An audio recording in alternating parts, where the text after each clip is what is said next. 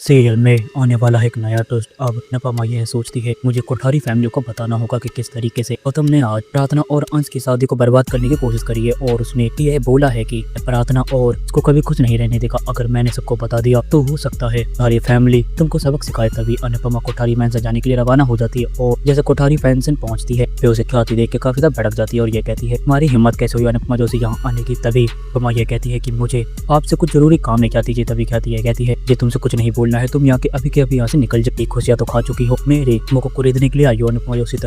तभी अनुपमा ये कहती कि ख्याति जी आप अगर ऐसे ही बोलती रहिए हो सकता है कि आपको कुछ समझ में ना आए और कभी भी बातों को ना समझ पाए, पर आपको समझ जाना चाहिए कि चला गया है उसके बारे में नहीं, जो आपके पास उसके बारे में सोचना चाहिए, जैसे कि प्रार्थना और प्रेम के बारे में। तभी अति ये कहती है कि तुम्हारी वजह से बच्चे भी मेरे नहीं है और प्रेम हमारे गुण गाता है और प्रार्थना भी, और बचा आर्यन था उसको तो तुमने मेरे से छीन लिया। तभी मुझे कहती है पहले मुझे आपको कुछ बोलना है, अब चुपचाप वो सुनिए। तभी ख्याति चुप हो जाती है और अनुपमा से यह बताती है कि आज तना की शादी को खराब करने के लिए गौतम वहाँ पे आया था और दोनों के फंक्शन को बेकार करना चाहता था, पर मैंने उसको पकड़ लिया। तभी ख्याति ये कहती है कि आप झूठ बोल रही हो, पर जमाई जी ऐसा क्यों करेंगे। तभी अनुपमा को वीडियो दिखाती है किस तरीके से गौतम ने उसके साथ ये सब चीजें करी है। तभी काफी ज्यादा भड़क जाती है और ये सोचती है मैं अनुपमा जोशी को तो बाद में बताऊंगी, पर उससे पहले मैं गौतम को सबक सिखाऊं। उसने मेरी बेटी के साथ ऐसे कैसे कर सकता है, अगर मेरी बेटी है तो मुझे खुश रहना चाहिए। और पराग जी ने बोला था कि मैं अपनी बेटी की खुशियों को देख सकती हूँ। तभी अनुपमा के साथ गौतम के पास पहुंचती है और गौतम को ये कहती है कि तुझे शर्म नहीं आई। गौतम चीजें करते हुए तब तक वहाँ पे पराग, प्रेम और राही, माही और परी वहाँ पहुंच जाते हैं। तभी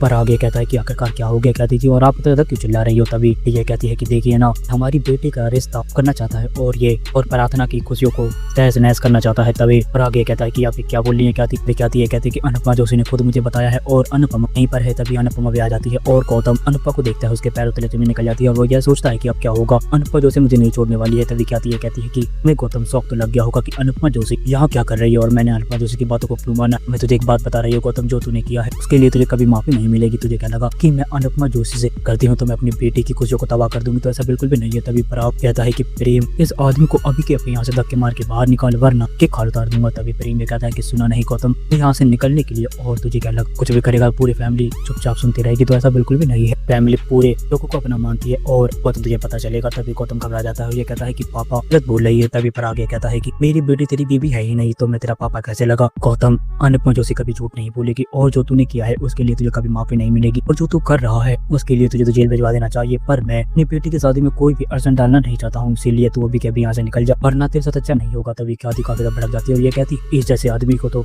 रहने का कोई हक ही नहीं है, पर इसने जो किया है के लिए इसको सजा इसकी जरूर मिलेगी, पर पहले मेरी बेटी की शादी होगी। अनुपमा जोशी आपका शुक्रिया कि आपने मेरी बेटी के लिए इतना सोचा है, पर मैं आपसे नफरत करना नहीं छोड़ सकती हूँ और जो मेरे लिए किया है उसको भी कभी नहीं भूल रही हूँ, पर आपने मेरी बेटे की जान ली और तुम मेरी बेटे की कातिल हो और मैं भी माफ नहीं करूंगी। और बात रही मेरी और पराग जी की शादी में जाने की, तो हम दोनों शादी में जाने वाले नहीं है और अगली बार तुम ये सब चीजें नहीं कर पाएगा क्योंकि अपनी बेटी के आगे खड़ी रहूंगी और हाथ तक लगाने नहीं दूंगी। जी हाँ दोस्तों, अब क्या होगा आने वाले एपिसोड अपनी कमेंट बॉक्स में राय हमें जरूर बताएं। अगर आपको ये वीडियो पसंद आई हो तो इस वीडियो को लाइक करिए, हमारे चैनल को सब्सक्राइब करना ना भूलें। मिलते हैं आपसे अगली वीडियो में, तब के लिए राधे राधे, जय श्री राम।